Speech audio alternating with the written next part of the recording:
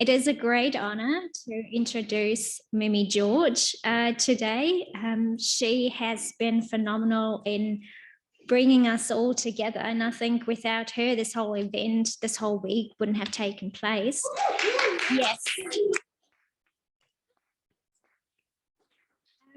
You're really the glue to everything here, Mimi. So thank you so much. And I feel Thora has put it on his website beautifully. You are the unstoppable engine behind this whole event. So thank you so much. And here goes the official introduction. Marianne, or Mimi George, lives on Kauai Island, Hawaii, and is a sailor, writer, cultural anthropologist, principal investigator of Wakatamako Project, and director of Pacific Tradition Society. She supports training youth to apply ancestral voyaging knowledge to current problems, including unemployment, biodiversity loss, and climate change. Mimi has responded to requests to help document voyaging traditions of Austronesian people of New Ireland Province, Papua New Guinea, and Polynesian people of Taumako, Southeast Solomon Islands, who train youth to build vessels and navigate by ancient designs, materials, and methods, including weather modification and calling for ancestral lights that show the way to land. In papers, presentations, and books, Mimi describes prominent roles of women and children in voyaging cultures and how revival of ancestral voyaging networks revives implementations of ancient knowledge, relationships, and protocols, which create sustainable and resilient lifeways by communities that live by monitoring and protectively managing the plants, creatures, and other ancestral phenomena of Oceania. Please join me in welcoming Mimi George.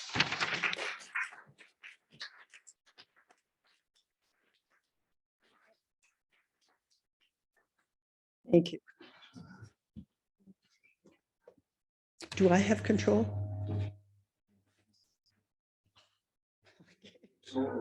This is the one. Good evening.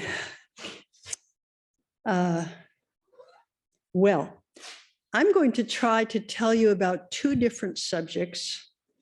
One which is short and a kind of a little bit of background and extension of what Luke was presenting about Vaka'olata, about the vessels of Lata.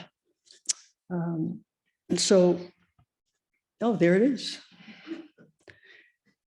Other way. Other way, you're right. Okay, so I want to, we actually have some proa, very important proa people here from Poland. Would you raise your hands at least so people know who you are? Yeah. Yeah. Yeah. And I don't know, anybody else? Got a proa here? Okay, so what are proa? Okay. I'm not going to go into great detail on this because I don't have time, but basically they have two ends. Either one can be the front end or the back end. They take turns. The smaller of the two hulls is either a hull or it's a float, a massive outrigger. And it's always kept to windward in Pacific use tradition. So the range of proa that we know of in the literature, in written, in some oral traditions, is this. It's and that's not counting people going to South America. So it's extensive. And most of the proa, oops, worked anyway. Most of the proa are today in the Western Pacific. And for Lars and Anya, I want to point out it doesn't work. This diagram, Paris, it was in Paris, about the proa that was in Tuamotus, reported for Tuamotus. But most of them are here. And if you can see closely, you'll see, some of the vessels that people have been talking about here, and we'll talk about tomorrow. I'm going to move right along.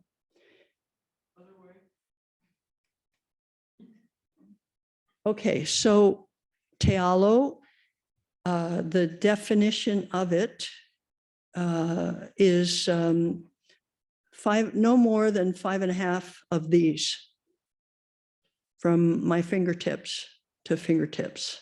That's the maximum length, 5.5 of those for a Tealo. But Luke did point out the distinguishing feature. The cross beam, it sits right on the hull, right on the main hull. It's massive, but that's what it does. It sits directly on it. On a tepuke, you have what Luke pointed out, the riser box. A massive unit that goes in between the cross beams and the main hull. This is a truck. It carries, as Luke showed you, it can carry up to 3 Tealo. It carries a lot of cargo. This cannot. This is like a roadster. Okay. So it has not been much, I don't think it's been reported at all, except in maybe some talks I gave about what it takes to build a tepuke. This is the documentation of the 1996 to 97 construction of the first tepuke in 16 years, which was led by Luke's grandfather. So, yeah, program of implementation. And these are the parts. These are the names of parts. And there are more, actually. There's another whole page, but we're going to move right along. And so kaha is cordage. Tetau are the covers of the main hull that make it waterproof.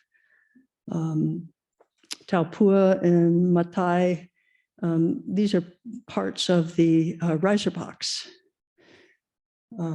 So how many family groups? How many 100 people, men, women, and children for doing that work? Here were the families at the time. And as I was mentioning earlier, this more modern organization in terms of tribes those are those 15 groups there. And this is the cost. I don't know if you can see that. So that's about $3,500 US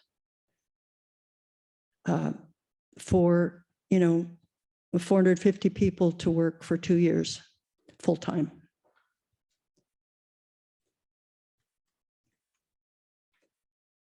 So what is the first step for building a voyaging vessel?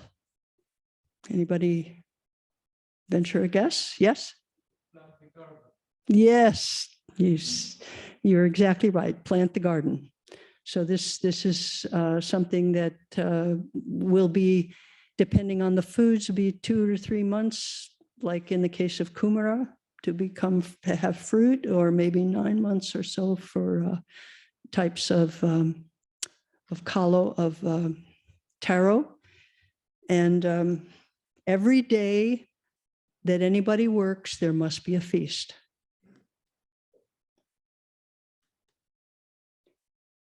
These 35 named parts of the tepuke. They're only the main parts. There are many more. But yeah. Okay, I want to just show you quickly a couple pictures of how that three-part structure goes together. This seems to be a mystery to a lot of people. And that's what's inside. You don't see it unless you get up and look in. There are windlasses, and they're going. They are holding the main hull right through the box to the top of the cross beams.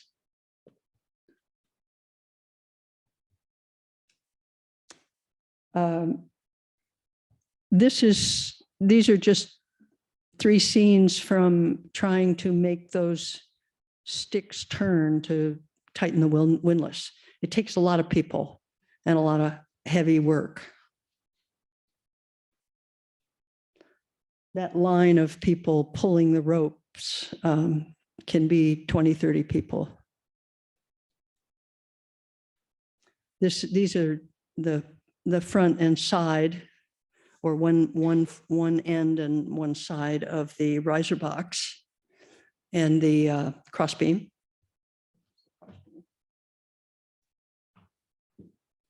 With a key cut out. There's a lot of fine work in there that you don't necessarily see when you look at the outside. This is a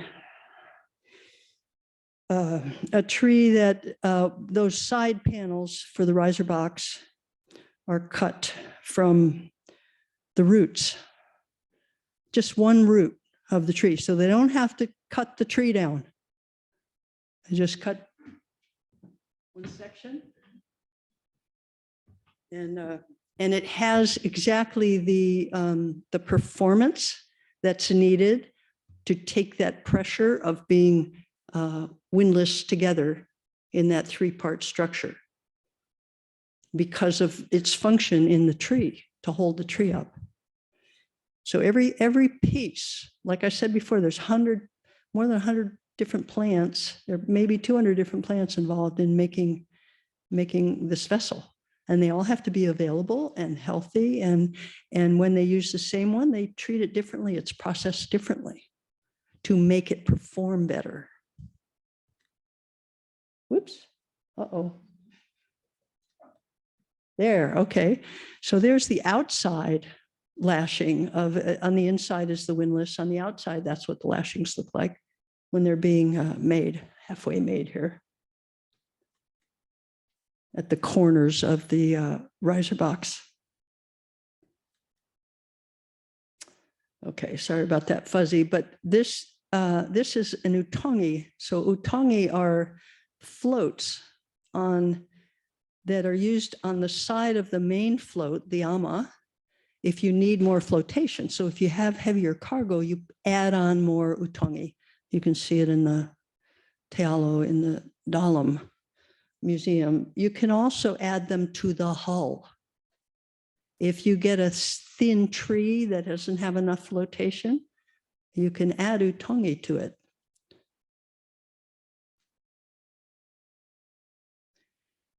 A distinguishing feature of tepuke is they have a high hale. They have a house. They have a half shelter.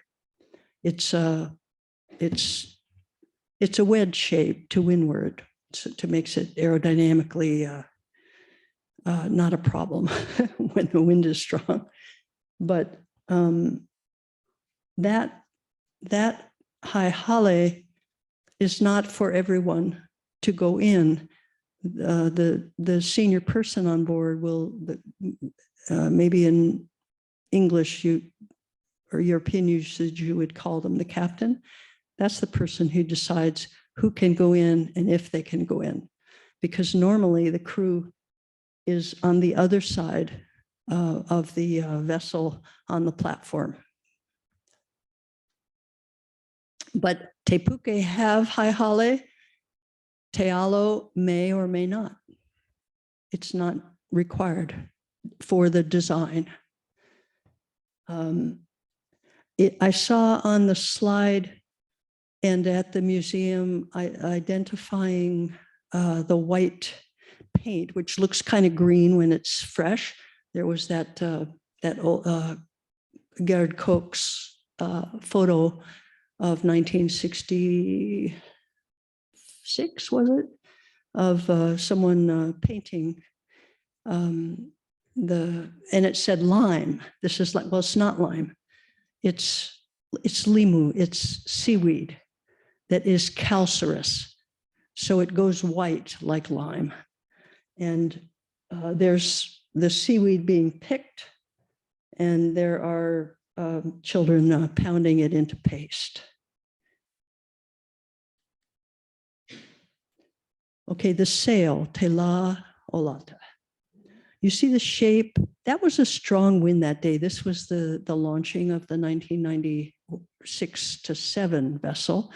And an extremely important thing about this sail that makes it so very efficient, so very powerful in capturing wind force, is that the arms, the materials flex, they move. So in this case, the wind was coming forward quite far forward of the side of the canoe.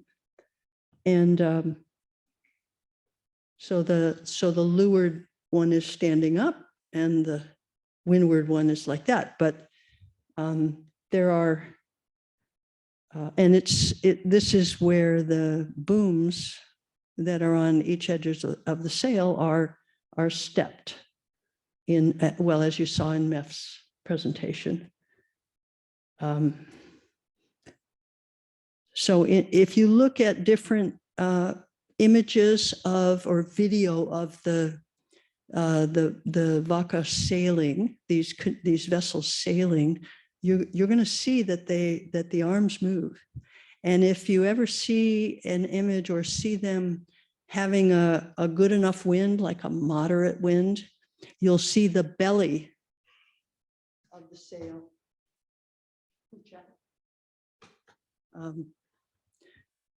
And if the wind comes too strongly, the top stick, the top of the boom, the top section of the boom will self-reef. It will just go over. So it's a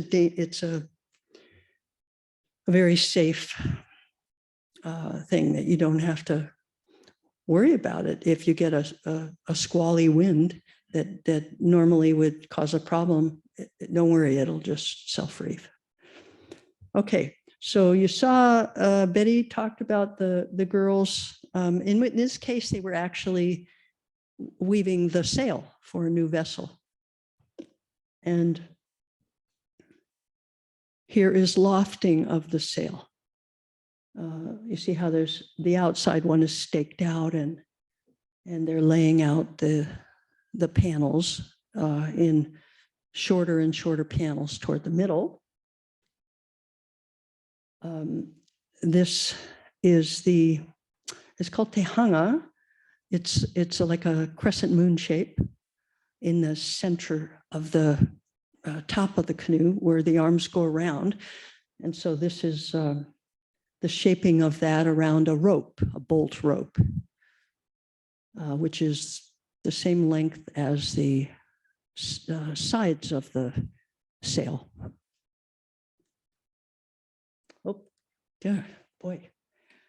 Okay, yeah, this is what I wanted to show you, a different configuration of the sail. In this case, the windward arm is more upright. So it's all depending on where the wind's coming from, how strong it is. It's a responsive technology and advantageous, so much more efficient than any modern sail, including America's Cup, which yeah, I won't give my opinion about America's Cup. Okay, so tonight we'll be showing these two films, and there are clips of the vessels being made, the crew being selected, and them sailing and performing. So I would like to move on to what I was supposed to be talking about now, which has to do with the knowledge system, LATA's knowledge / navigation system. Can we put that? And I'd like to take any comment or question while they're switching the file. If anybody has. Yeah. Yes.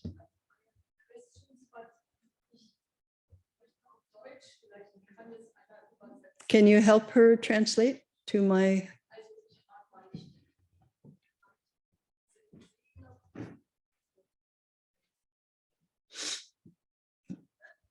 Etwas zu den Segeln. Diese in Deutsch heißen die ja Krebsscheren-Segel, die Sie gerade gezeigt haben. Und können die auch am Wind fahren oder nur mit Wind von hinten? So. It was a question about the sail and how close to the wind they can sail. Incredibly close to the wind, you know, like 40 degrees off the wind. So even my gaff cutter could do so much, could do, you know, 50 to 55 degrees off the wind. And if you sail on a catamaran, you're lucky if you can do 80 degrees.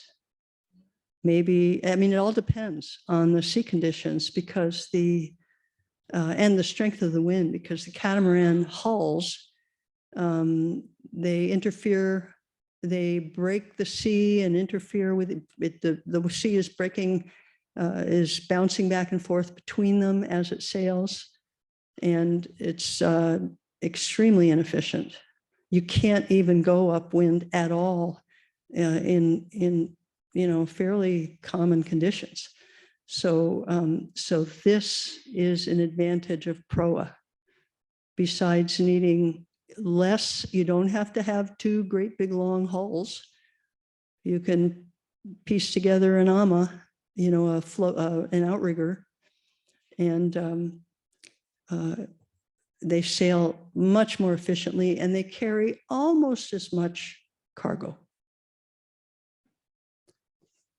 See two more questions right now, Mimi, but we also want to go on to the other presentation. So I think we collect them and then you can give one answer and then we move on. Okay. All right. Oh, you have no question. Oh, later. Okay.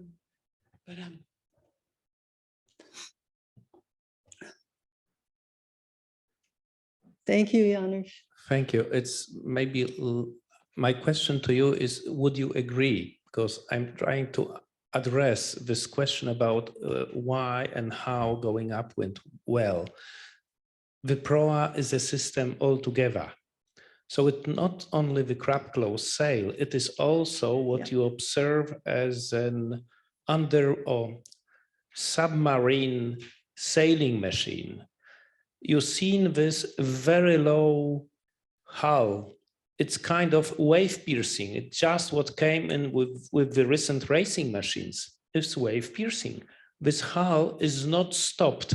The trouble with going upwind in sea conditions is that the yacht is getting stopped by waves. And this hull doesn't. He keeps moving. So it's not losing energy. So this sail helps and the hull. So that's this total system. Thank you. Thank you. We will need to stop now because Mimi has a whole presentation to go through. So we'll do the questions in the end, or the remaining questions in the end. Thank you all. I'm going to say one more thing, though, that I did not mention, in case for those who do not know, that the hull of the Taumako Vaca, of the Vaca Olata, is it is meant to sail 90% submarine. So in this, it's different. I don't know of any other vessels that are quite so submarine, except the Drua, perhaps. And I'm not that smart about the Drua. Maybe Seta will advise us about that later. But it's you know, as you may know, the submariners claim that that there's unlimited hull speed with submarines. So they do go way fast, and they're not subject to the friction of the ocean surface. Okay, onward. Okay, Lata's navigation. Now I'm going to talk about my main point in this, everything I'm going to say is about how this is a holistic system. Just like Janu said, it's a whole design, it's a whole vessel, how everything comes together and works together.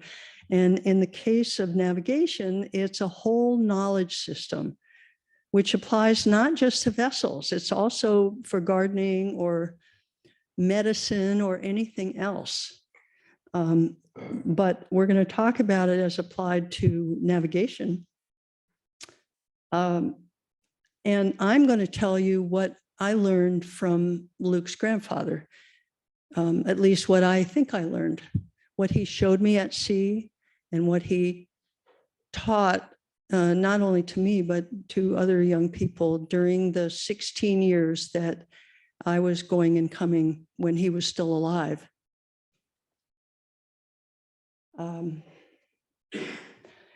And his plan, his very detailed plan for the Waka project, one of the foundational requirements of it, missions of it, was that his grandchildren would be doing documentation, that they would get cameras and have the opportunity to document their own heritage. Okay, so here are several of the drawings that have been commonly in English called wind compasses. This term has led to some misunderstanding. In fact, I think it started with a misunderstanding that these concepts had something related to magnetic compass.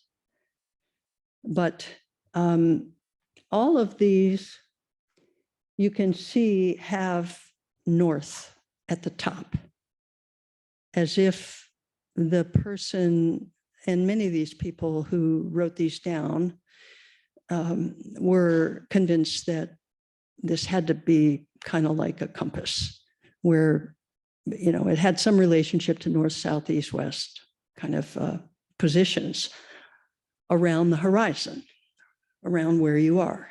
Okay, well, these do indicate what positions are around you, are around us, where we are, but they are indications of the wind, where the wind is sitting down. TeNohoanga, TeMatangi, the positioning system of the wind.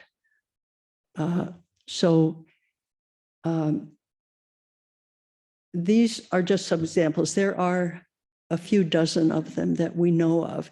They've mostly, you know, like the artifacts in the museum, they've mostly been collected by beachcombers, sailors, you know, people who were traveling. And there was never much of an explanation from anybody about them. They were a big mystery until Luke's grandfather explained a few things about them. So I'm sorry for you, because I'm going to show you a bunch of diagrams. Here is one that, again, it has north, south, east, west. but it has 32 name positions, which is the same Tahitian, Cook Islands. Some of them have been reported that have the 32. Here's one that was reported for Satawal by a Japanese researcher who was very interested in ecology and has worked the rest of his life in ecology studies. And what he did was report what he understood they were telling him from an ecological point of view and from a weather point of view, because he reported about what has been translated as either fighting stars or storm stars. So this is showing stars around the horizon, and it's, you see east and west are the top and the bottom of this, and he was understanding that easterly and westerly winds were a part of this system. Westerly winds tending to be more stormy, but as Mario and Lolo will explain, it's a lot more complicated than that. Once you start considering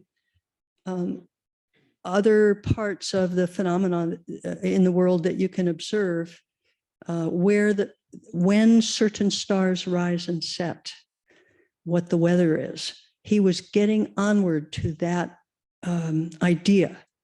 So in 1980, there was that report. And this is a representation of the 32 wind positions that Tealiki Kaveia, Luke's grandfather, taught. TeNohoanga at the top is you can translate it as the pillow. It's where you put your head. It's where you think from. And the main 8 positions are the ones, the big letter ones around the edge. In his explanation, the 32 positions are an equal distance from each other around the horizon. It's not a real alignment of where winds tend to sit down, be coming from. It's a systematic kind of schema of theoretical positions. But these positions are in pairs. They have partners. I used to say they have like opposite pairs, meaning they're on the opposite side of the circle, but that's a misleading term too. They're really colleagues, they're really partners. And so that red is showing that TeNohoanga is partnered with Tahakahiu. Okay. Here is, I'm giving you the lessons he gave in the order he gave them. So the next thing he explained was about the positions at which the sun rises from the horizon and sets in the horizon throughout the year. So you see position 1, when the sun rises at position 1 and sets, it sets at position 1 anywhere between 1 and 2, between half 1 and 2. So it can set anywhere in here. And it's real. You look at the horizon, night after night for years, and you go, my goodness, yes, it always rises in that exact position, and it sets within those positions. Okay, so number 2, however, and we're heading from equinox to equinox, basically. So we go position 2 out of 4. It rises in TeNohoanga, Tonga, in between TeNohoanga and Tonga. That's exactly where it rises. This is all done by wind positions. So it rises there and it sets precisely at Te Tokelau. It doesn't vary at all from the wind position in which it sets. This is just reality. I'm describing reality. It's like, this isn't somebody's unproven idea. Number 3 rises at Te Tonga and sets in between 3 and 4, which is, where is that? Te Tokelau, Hakahiu, and Te Hakahiu. Yeah, here are the wind positions.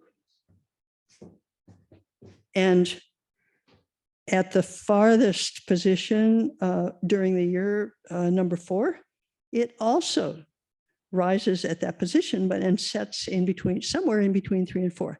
There's variation from year to year, and there's variation within a year of where it's going to set. So I don't know, I guess I don't have time to really go into the theories of why that is, whether it has to do with the elliptical orbit or even climate change kind of stuff, because in 1993, Te Kaveia was already saying that there was variation in the system, in TeNohoanga, TeMatangi things that he had not seen in his 85 years.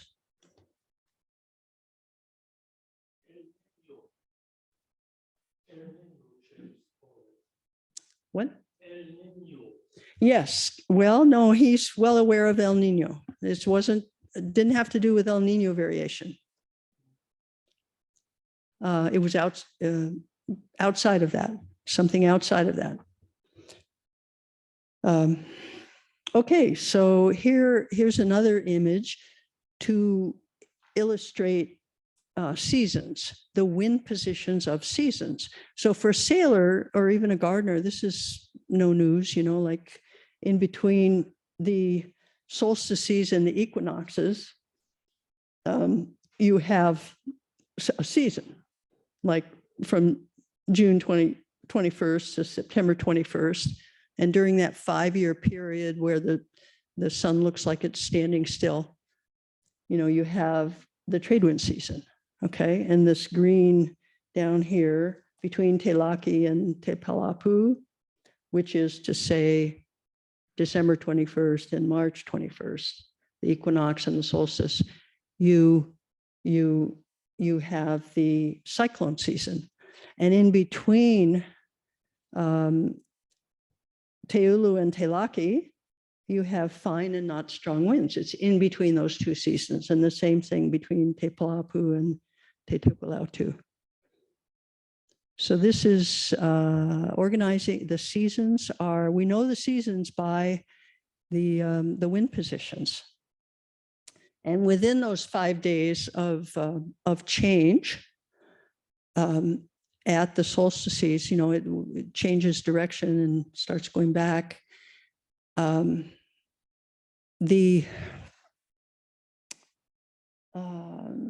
There are ways in which the wind goes around the horizon before it ends up at its distinguishing wind position. So for example, Teulu, the wind went around counterclockwise before it finally came around and settled at Teulu. So that's why Teulu it's like, it's happened, you've got it, the new season, the new wind position has started when it settles in Teulu.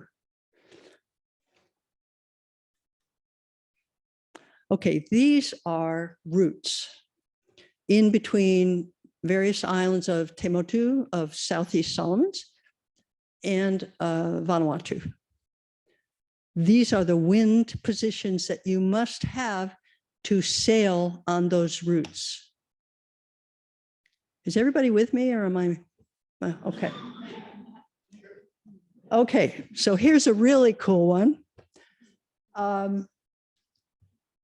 Here are these yellow lines are one end of them is the position in which that star or star group or dark place in the sky rises over the horizon, that you can see it over the horizon, come over the horizon, and the wind position in which it goes down under the horizon. So I want to point out Hetum Davo, which is the Pleiades. And you see it's rising in TeNohoanga, and it's setting in Te Tokelau Palapu. Okay, that's the reality of where it rises and sets. Okay, but for the purpose of navigation, Hetum Davo is useful for navigation when it's not up over the horizon. So it's only going to rise here at TeNohoanga, but you start using it for navigation when it's under the horizon at Te Tokelau too. Yeah. Yeah. So what does that tell us? It tells us that they're using celestial bodies when they can't see them. And why are they doing that? How are they doing that? Well, the celestial bodies are partnered, just like the wind positions are partnered. So you don't have to see a star or a wind position, a bunch of stars that you know, in order to navigate them, because you know where they are and you know where their partners are. So you're watching their partners and you know when they're going to come up. And so, yeah, so you can compare some of the differences. It's not just Hetum Davo. You see a difference there in Hakangi, Luatawawa.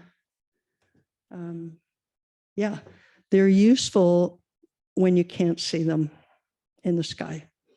Very different from European.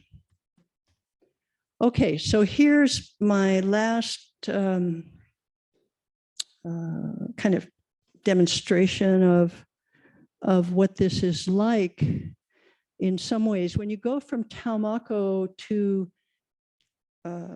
Espirito Santo in Vanuatu, you're going almost dead south, yeah? And you're heading toward, you're going basically under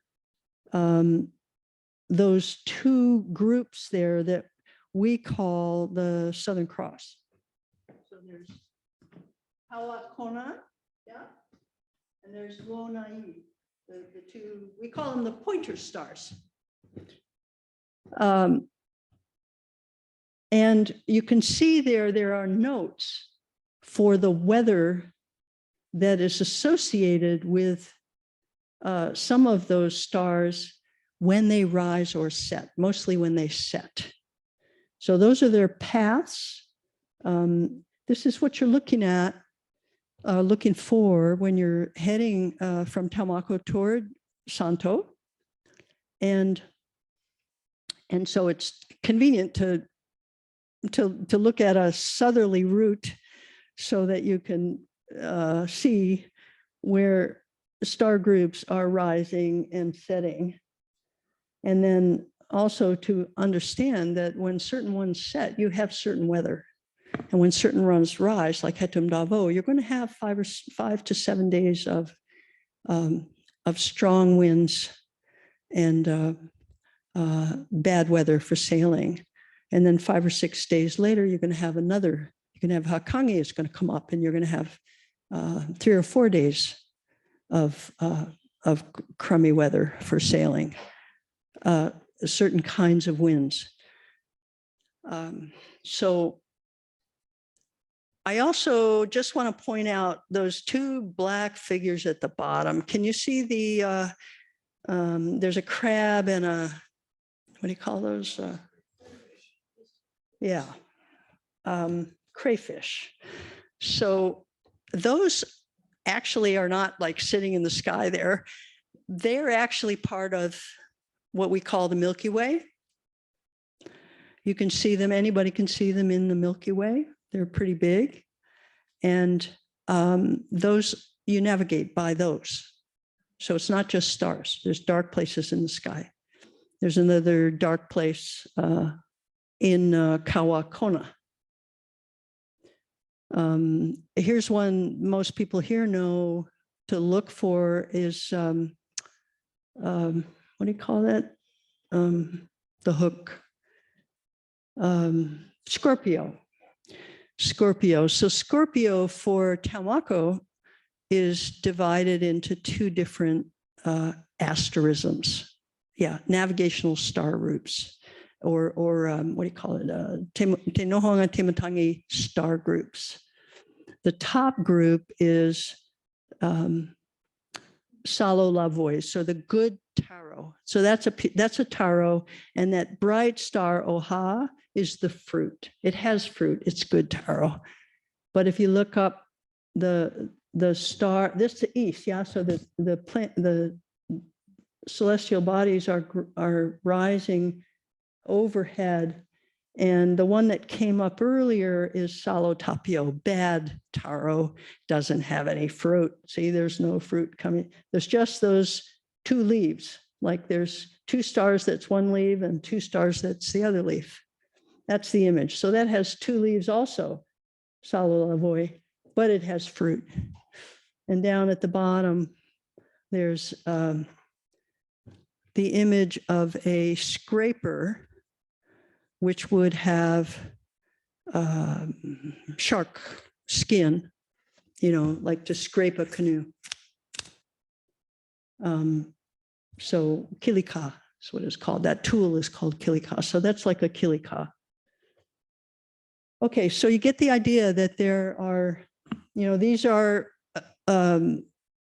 star groups that are partnered, that are under the horizon. So you can be navigating by those, you can be navigating by those. So what happens when, boy, am I dumb. Here's an image of how weather systems work. So weather is linked with star movements. And here's an explanation of what happens when a weather system moves through where you are. And what it is there's a man, and he's standing in the middle of the wind positions.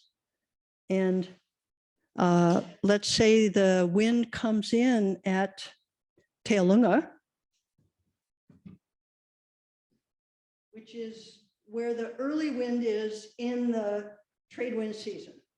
That's the distinguishing position of the east-southeast wind at 10 degrees south in Tamako, where the trade wind comes in. But as that system goes by, what happens is the wind tends to shift toward TeNohoanga, yeah? And what happens in a scientific explanation is that that system, that low or high pressure, whatever it is, goes by, and then the wind comes back to that easterly position, to that TeNohoanga. So their image of that is that there's a man there, and when the wind is coming this far, it pulls it back. And through the season, keeps pushing it back, but eventually, toward the end of the season, he cannot push it back all the way. He cannot push it back all the way. Losing, and then the wind is at Telaki, and that's the end of the trade wind season. And so here we have this period of light airs and, you know, the wind anywhere or calm. So that person is going to have to turn around and do the same thing for the cyclone season as the weather systems move through.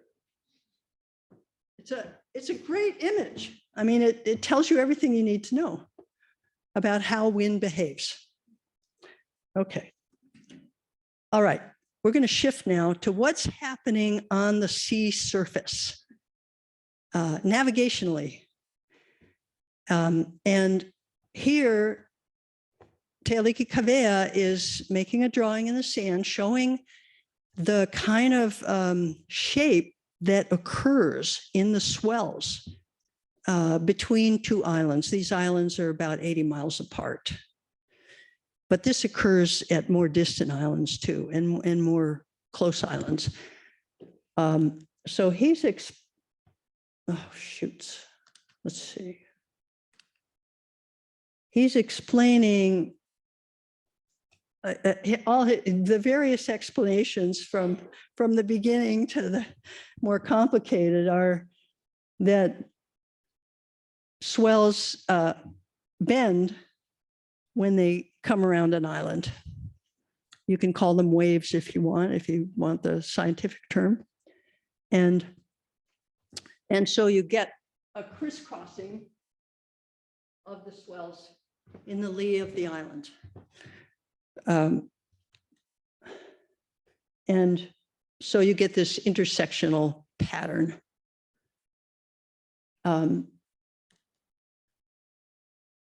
When you have opposing swells, not just in one direction, but in opposite direction, then you get your crisscrossing happening on the side of the island. Not that you don't still get the thing in the lee of the island, the pattern in the lee, but this becomes a very prominent pattern.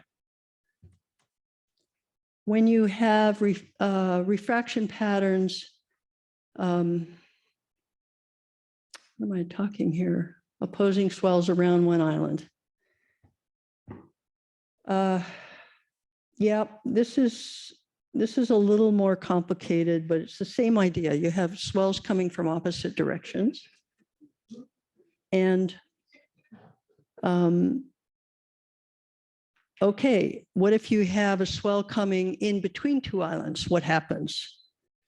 So you get a repetition for each island, but then there's these longer ones that don't get all the way going that way, and they crisscross each other further out.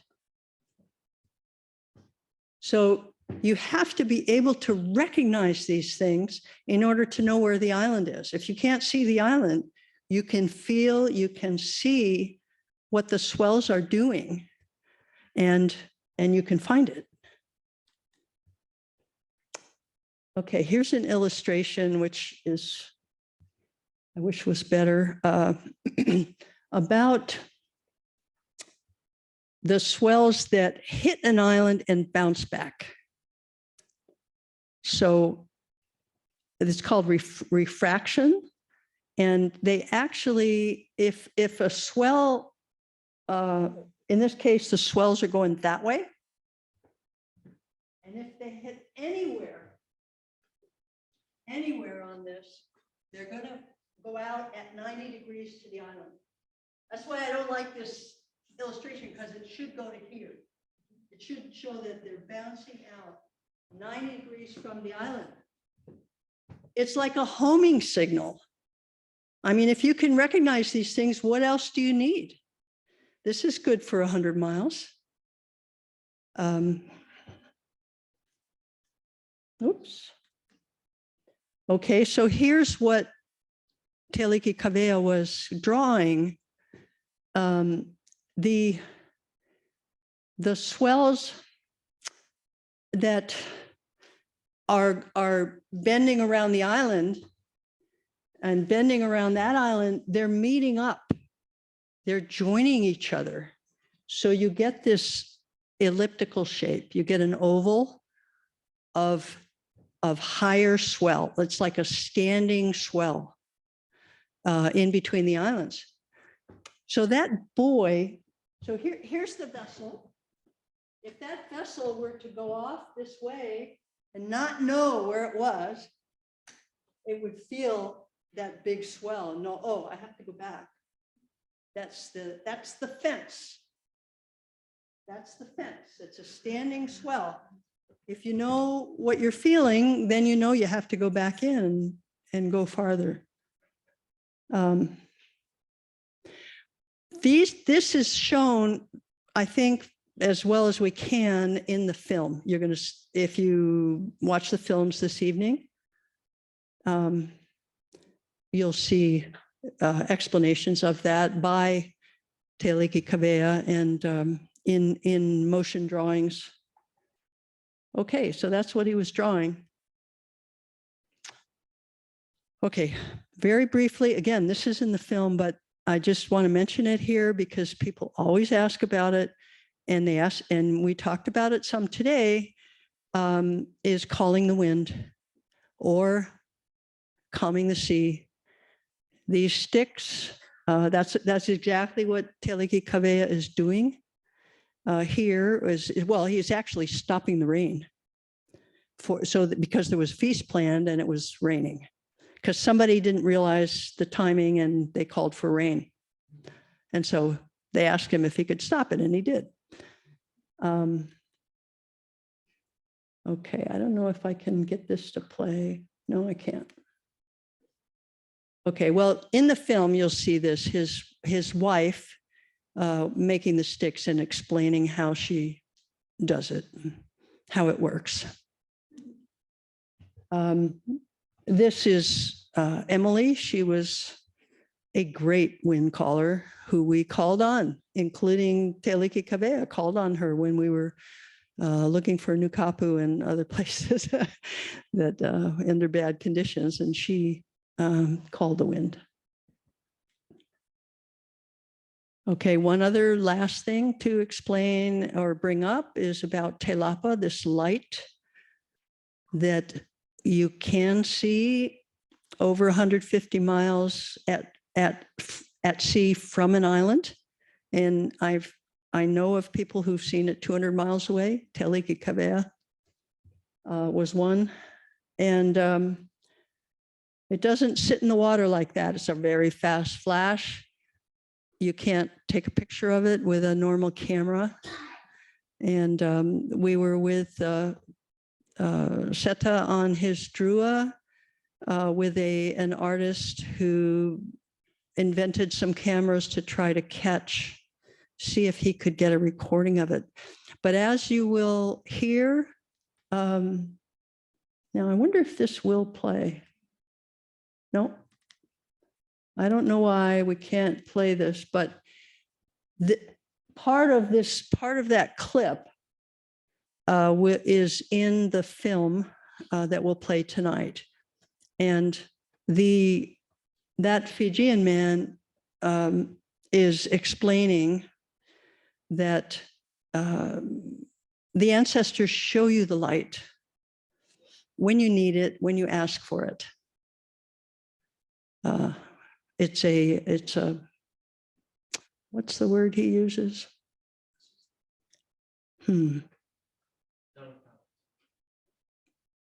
What? Yeah, he calls it talatala, which is different than in your, that you were learned. But anyway, it's a message. He calls it a messenger. It's a messenger from the ancestors. And young people need to learn that. Young people need to see that. And they don't have the chance if they can't go out to sea and even get into situations where they need to see it. The point is, if you're lost, you can ask for it. But sometimes it's shown to you when you're not lost, as it was to this man here from Taumako who had never seen it and didn't see it a few times when it was flashing, and everyone else in the crew was seeing it. And finally, and he was very discouraged, you know, he just couldn't see it. And then, wow, the brightest telapa flash you ever saw in your life, you know, like those old school photobomb lights, you know, 100 years ago, those flashes. It was really bright, and he saw it. So it was, I'm sure it was to show him. But anyway, yep, those are the films that I think explain it much better than me, and I think we better open up to questions or comments. First of all, we need to thank you, Mimi. Thank you.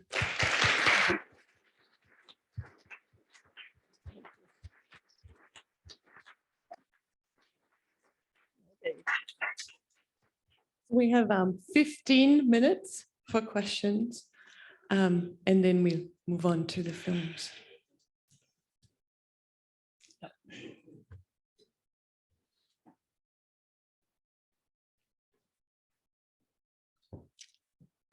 Thank you very much for this presentation, because it's really a very, very complex topic, and you explained it perfectly. So actually, for the first time, some of these aspects, I got a little bit a glimpse of how it could work.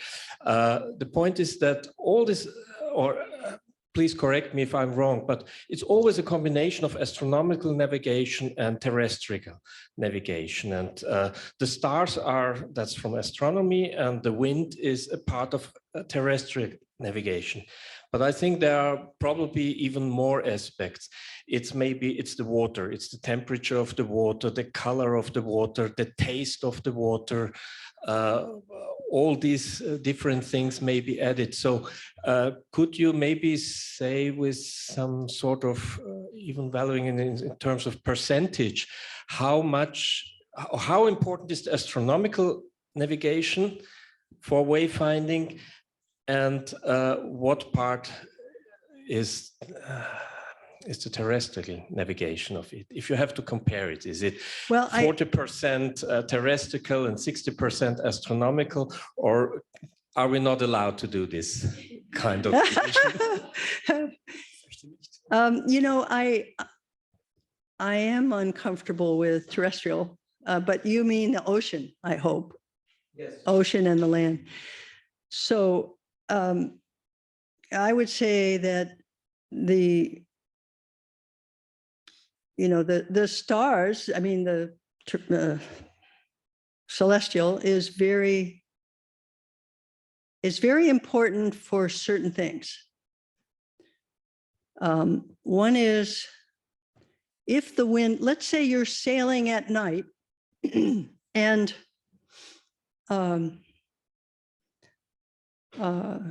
the wind shifts.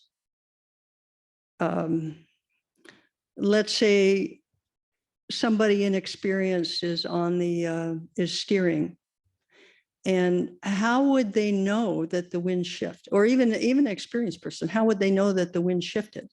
You know, if you're keeping your sail at the right angle for whatever the wind is, then how do you know that the wind has shifted direction? Because it will make you, you know, it'll make you, you want to keep the sail working. So you might be going in a different direction and not know it. How do you know that? Well, you know it from the stars, because the stars in front of you change. Yeah. However, if you cannot see the stars, which happens quite a bit.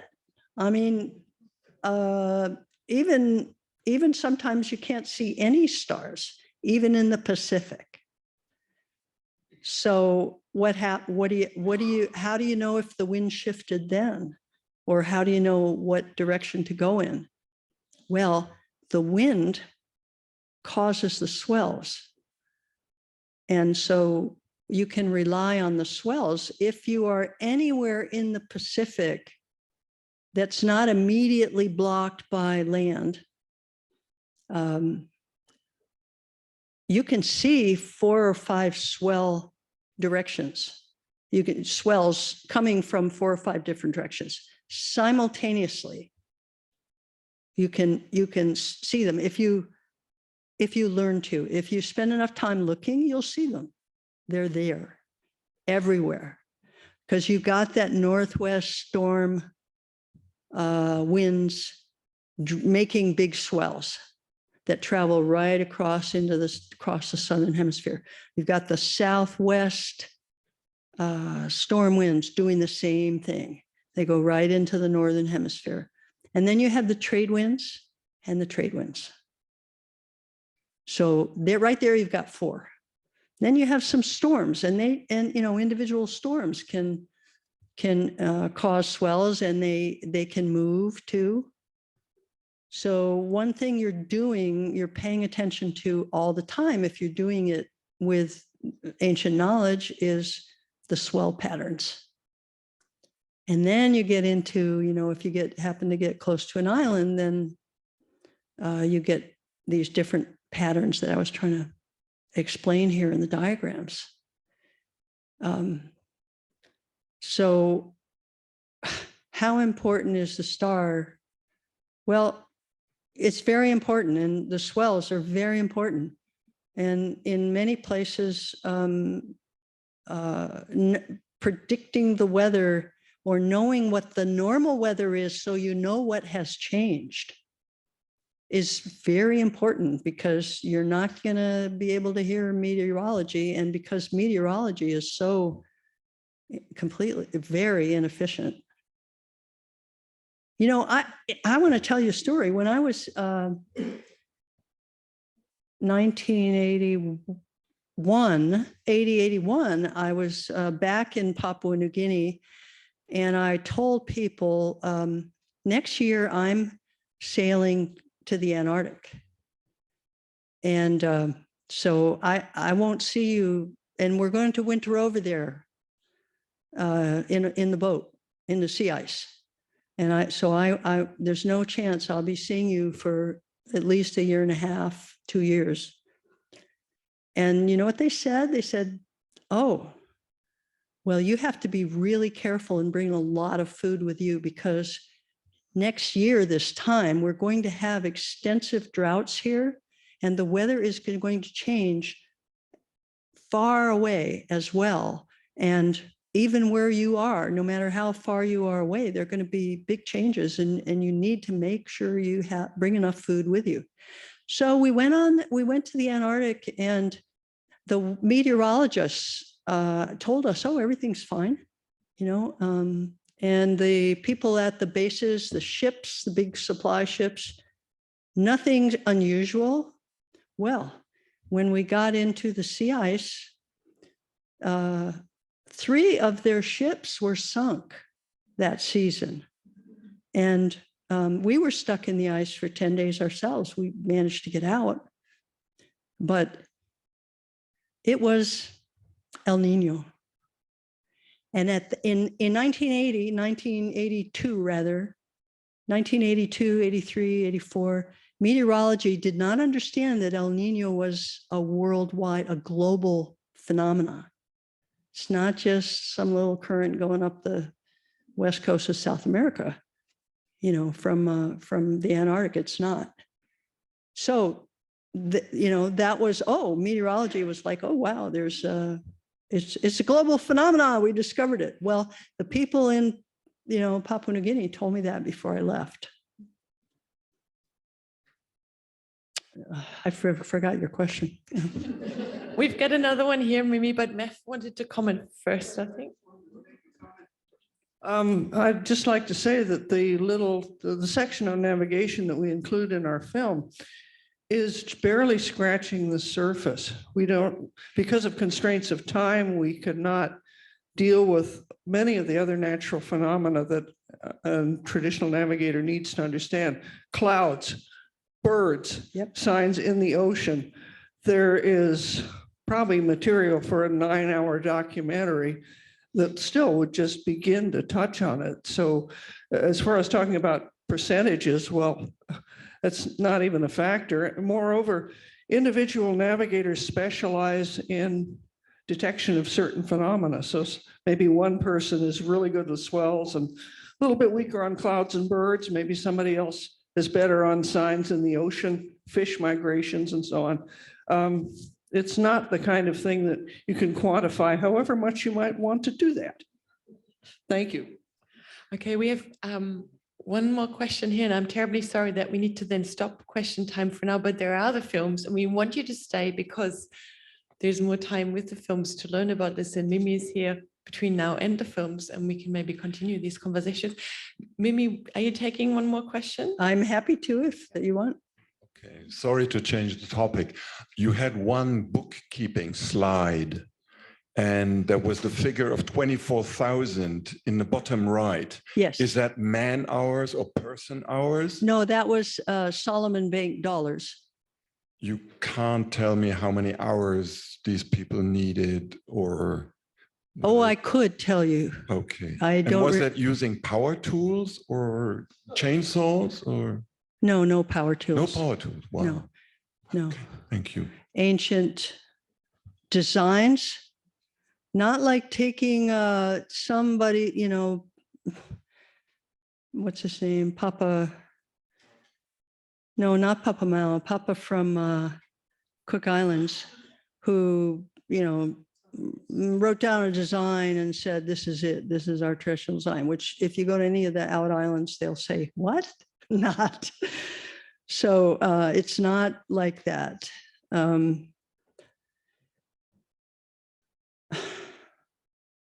Okay, I lost how I was going to answer that. What was the question again? How many percent hours? Well, yeah, we have a mandates thing, and I could estimate it. Yeah, I'm not following people around seeing how long they're working, but yeah, I'll do that for you. Send me an email. I should do that, I suppose. But I'm saying that that was the main activity on the island for 2 years. In recorded history. And they've built many vaka since that 96, 97 time. That wasn't what I was going to say. I forgot it. Oh yeah, the power tools. Okay, so yeah. So what Tealiki Kaveia and the old people at that time were teaching was ancestral, you know, ancient designs, methods, materials, and tools.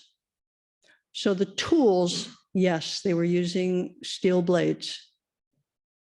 And the explanation about the steel blades is that you can get just as sharp an edge with a giant clamshell, but it gets dull faster.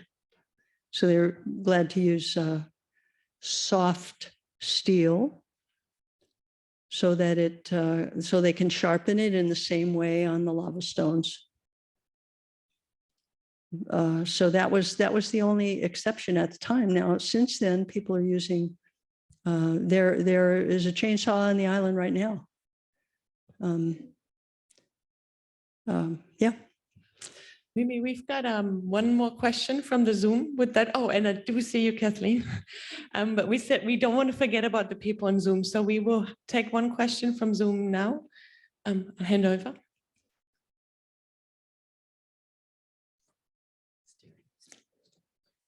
Okay, so we have a question from Michael Koch.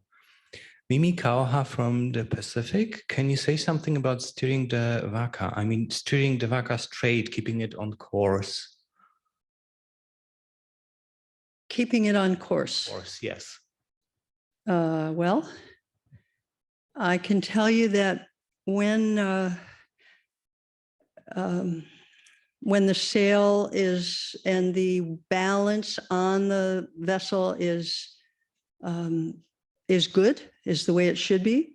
You know, the crew has to constantly move. If somebody moves, somebody else has to move to correct the balance on the vessel. And if the vessel is constructed properly, you can direct it, steer it by the sail a lot of the time. But when you have like downwind sailing, you may need two steering blades, one very large one on the inside of the main hull, and one smaller one on the AMA side. So I will say that the 1998 voyage of that very first vaca that I saw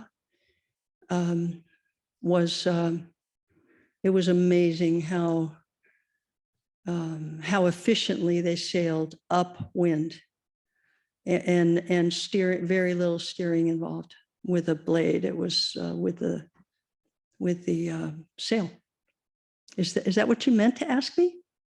This came from Zoom, Mimi, so I think that's the best guess we have. There's the final question of this evening coming from Catherine. Oh, here we go. Thank you. Hello, thank you so much. I just wanted to first say that I know nothing about any of this, so it's been really fascinating to learn. But I just wanted to ask a question. You very briefly mentioned at some point how climate change seems to be affecting some navigation, which I can imagine, having heard you answer now about, or talk at length about how the stars are related to the winds and the swells and everything. And I was thinking then about if sea levels are changing, how that must affect swells in relation to islands also.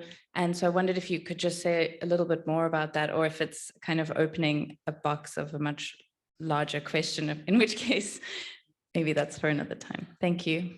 Thank you for that question. And as I did say, the Te Aliki Kaveia was observing that things were getting out of whack in 1993. He was making that observation, but he still could predict what the weather would be at a certain time of the year, a year or 2 years ahead of time, because he was requesting help. We were coordinating from outside for events that would occur, such as the launching of the vessel, the first voyage, film crew coming, and we have someone who edited a film here. Michael Talcott, are you still here? I don't see him. He'll come this evening. So we before we leave the island each time, I would ask him, like he'd say he'd want to do this next year. I said, well, what month? When should we plan to come? And almost every time he would look at the sky, look around, look at the beach, just for a matter of, like a minute or two. And then he would say, come in the middle of September next year. It's not going to be like this year. It's, or come in early December, something like that. It was unbelievable. And he was never wrong, never.